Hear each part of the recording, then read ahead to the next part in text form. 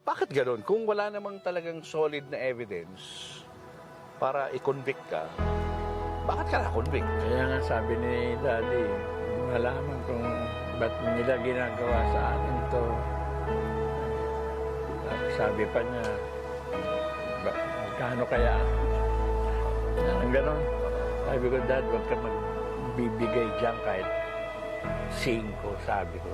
Kasi parang inamin ko yan. Oo.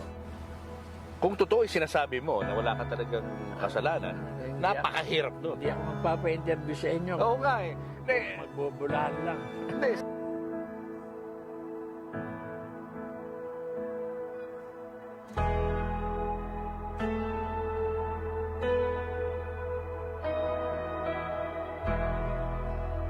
Ano yan?